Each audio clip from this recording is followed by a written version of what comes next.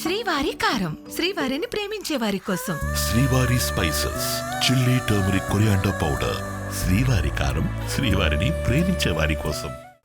తెలంగాణ ప్రభుత్వానికి వ్యతిరేకంగా బీజేపీ నిర్వహించిన మహాధర్నా మరో పంచాయతీని తెచ్చిపెట్టిందా? ప్రజా పోరాటాల కన్నా ఇన్సైడ్ పోరాటాలకే నేతలు ప్రాధాన్యతనిస్తున్నారా? పార్టీలో రామచంద్రరావుతో ఎలాంటి విభేదాలు లేవంటూనే వేదికపై మాటల మంటలను నేతలు ఎందుకు రాజేశారు? ఫార్మాట్ మార్చాలంటున్నారు కొందరు. అంతా బాగుందంటూనే అసలు ముఖమే ఎందుకు చూపించడం లేదు? అసలు బీజేపీ నేతలకు ఏమైంది?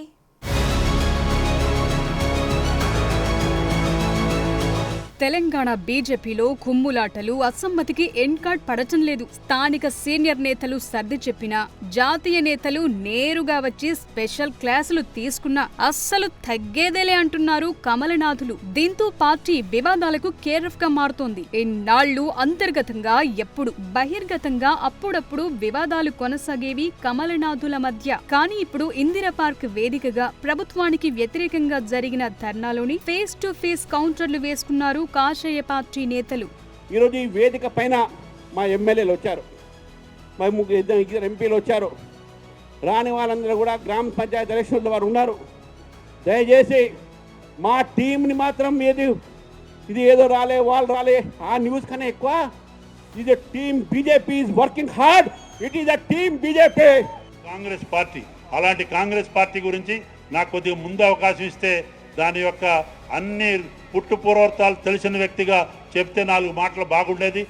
కాకపోతే నా ప్రోటోకాల్ ఏంటో నాకే తెలియదు కాబట్టి ఏదేమైనా ఒక కార్యకర్తగా ఒక మంచి కార్యక్రమంగా అభినందనలు చెప్పడానికి వచ్చాను. తప్పనిసరిగా నా వంతు భాగస్వామ్యంతో, ఎందుకంటే 2 మాటలు చెప్పి మీకు ముగిస్తున్నా. నియమ నిబంధనలకు అనుగుణంగా పాటించే వ్యక్తి కాబట్టి అధ్యక్షుడి స్థానంలో ఉన్న ఎవరైనా సరే మనం అందరం పాటించాలి వారి నాయకత్వంలో. ఈ రకంగా ఈ 4 మాటలు చెప్పే అవకాశం ఇచ్చినందుకు ప్రత్యేకంగా ధన్యవాదాలు చెప్పుకుంటూ భారత్ మాతాకి. అన్న తెలంగాణలో కూడా ఫార్మాట్ మార్చాల్సి వచ్చిందన్న. టెస్ట్ మ్యాచ్లు మార్చండి అన్న, టెస్ట్ మ్యాచ్లు మార్చండి, ఫార్మాట్ మార్చండి. తెలంగాణ అంతా కోరుకుంటున్నది బీజేపీ ఫార్మాట్ మార్చమంటున్నది. మీ నాయకత్వంలో నాయకులు ఎవరైనా ఫార్మాట్ మార్చండి. మ్యాచ్ 2020 खेल के तेलंगाना में बीजेपी का झंडा लहरा देंगे. ఎంతసేపు పడుకుంటామన్నా వాణ్ణి వీణ్ణి ఒక్కరు కూడా కళ్ళల్లో చూస్తే ఇట్లా కనబడుతున్న రక్తం. కాబట్టి ఇప్పుడున్న రాష్ట్ర నాయకత్వం అన్నా మీరు పెద్దలు ఎన్ని మ్యాచ్లు ఆడినామని కదా, మ్యాచ్ గెలిచినామా లేదా? ఈ మ్యాచ్లో ఉన్న ఫార్మాట్ మార్చండి. సరైన పోరాటం చేసే వాళ్ళని తీసుకోండి.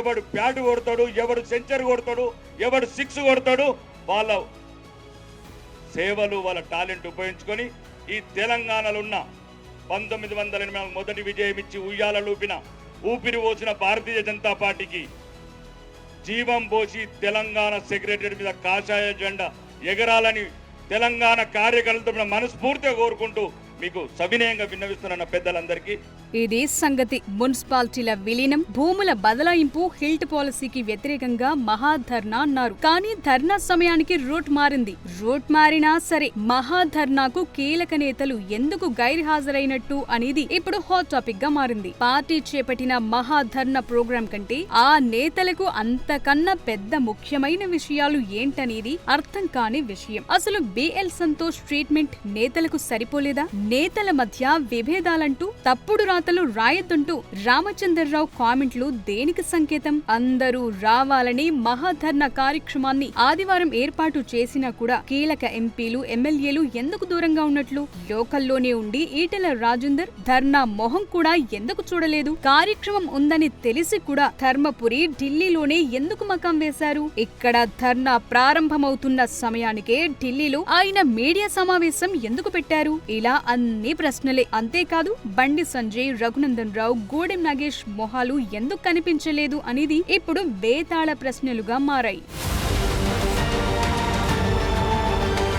రామచంద్రరావు అధ్యక్షుడయ్యాక మొదటి అతిపెద్ద కార్యక్రమం ఈ మహాధర్నా. అంతేకాదు రాష్ట్ర నూతన అధ్యక్ష వర్గం ఎన్నికతో పాటు అసెంబ్లీ ఎన్నికల తరువాత బిఎల్ సంతోష్ రాష్ట్రానికి తొలిసారి రావటం, నేతలకు దిశానిర్దేశం చేసిన తరువాత జరిగిన తొలి మహాధర్నా ఇది. జీహెచ్ఎంసీ పరిధిలో ఉన్న 8 జిల్లాల నుంచి జన సమీకరణ చెయ్యాలనుకున్న బీజేపీ ఆశించిన స్థాయిలో ప్రజలు రాకపోవటం, ప్రజలే కాదు సొంత పార్టీ కీలక నేతలే డుమ్మా కొట్టడం ఇప్పుడు ఆ పార్టీలో చర్చనీయాంశంగా మారింది. ఇంత పెద్ద ధర్నాకు పార్టీ పిలుపునిస్తే జన సమీకరణలో విఫలం, కీలక నేతలు డుమ్మా కొట్టడం, బిఎల్ సంతోష్ వచ్చి నేతలకు పెన్ను పేపర్ ఇచ్చి స్పష్టంగా రూట్ మ్యాప్ ఇచ్చిన మా రూట్ మ్యాప్ మాకుంది, బిఎల్ సంతోష్ ఎవరు, రామచంద్రరావు ఎవరు అన్న మూడ్లోనే నేతలంతా ఉన్నట్టుగా ఈ మహాధర్నా కనిపించింది. ఇదంతా అటుంచితే తమ మీద వార్తలు రాయించడం కాదు, లోకల్ గా ఉండి బండి సంజయ్ ఈ ధర్నాకు ఎందుకు దూరంగా ఉన్నారు, వార్తలు రాయించే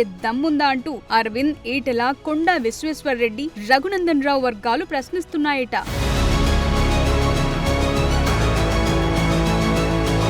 ధర్నా వేదికగా పైడి రాకేష్ రెడ్డి పార్టీ చీఫ్ రామచంద్రరావును టార్గెట్ ఎందుకు చేశారనేది మరో కొత్త టాపిక్ గా మారింది. ఫార్మాట్ చేంజ్ చేసుకోవాలని వార్నింగ్ ఇచ్చారా, సూచన చేశారా, 50-50 వన్డే మ్యాచ్ పనికిరాదని, అది అవుట్డేటెడ్ గేమ్ అని, రామచంద్రరావు 2020 ఫార్మాట్ లోకి రావాలని, లేకపోతే అధికారం కలగానే మిగిలిపోతుందన్నారాయన. ఈ వ్యాఖ్యలు పైడినే మాట్లాడారా లేక అరవింద్ నూరిపోసి పైడి రాకేష్ రెడ్డిని పంపించారా అన్న టాక్ ఆ పార్టీలో నడుస్తోంది. పాత నేతలను దృష్టిలో పెట్టుకుని పైడి రాకేష్ రెడ్డితో అరవింద్ ఇలాంటి వ్యాఖ్యలు చేయించారనే టాక్ సైతం నడుస్తోంది. 50-50 అంటే పాత నేతలని, 2020 నేతలంటే కొత్త నేతలని, పాత వారిని కాస్త పక్కన పెట్టి కొత్త నేతలతో ముందుకు వెళితే పార్టీ గెలుస్తుందనే సంకేతాన్ని ఇవ్వాలని చూశారనే టాక్ నడుస్తోంది. అసలు సంస్థాగతంగా మాట్లాడాల్సిన అంశాలు ఇలా బహిరంగంగా అందరూ ఉన్న వేదికపై మాట్లాడటం, అది కూడా నేరుగా అధ్యక్షుని టార్గెట్ చేయటం చూస్తుంటే అంతర్గత పోరు పీక్స్ కు చేరినట్టు క్లియర్ కట్ గా తెలుస్తోంది. అంతేకాదు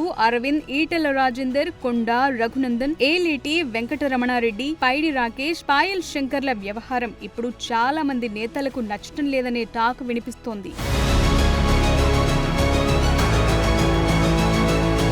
అంతేకాదు హిల్ట్ భూముల పంచాయతీ రాష్ట్ర బీజేపీ తలపెట్టిన మహాధర్నా రూపురేఖలే మార్చేశాయట.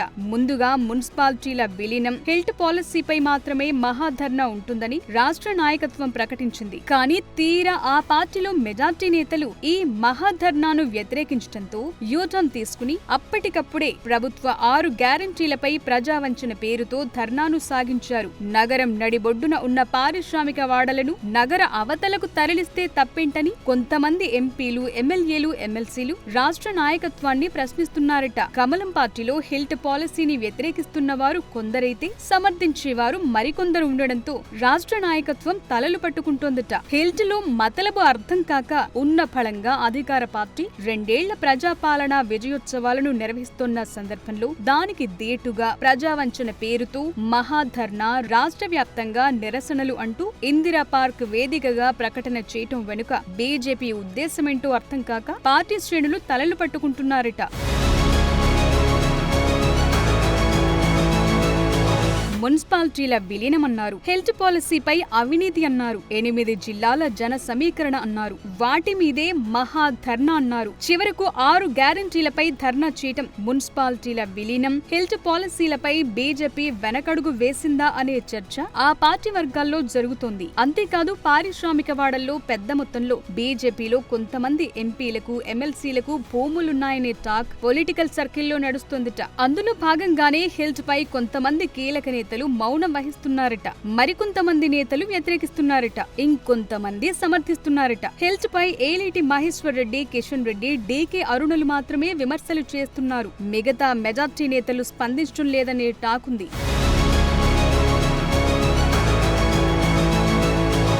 మొత్తం మీద హెల్త్ పాలసీ రాష్ట్ర బీజేపీలో మరో కొత్త పంచాయతీని తెచ్చిపెట్టిందన్న చర్చ జరుగుతోంది. ప్రభుత్వం తీసుకొచ్చిన పాలసీ ఎఫెక్ట్ రాష్ట్ర బీజేపీలో రిఫ్లెక్ట్ అవుతున్న పరిస్థితుల నుంచి ఆ పార్టీ నేతలు ఏ విధంగా బయటపడతారో చూడాలి.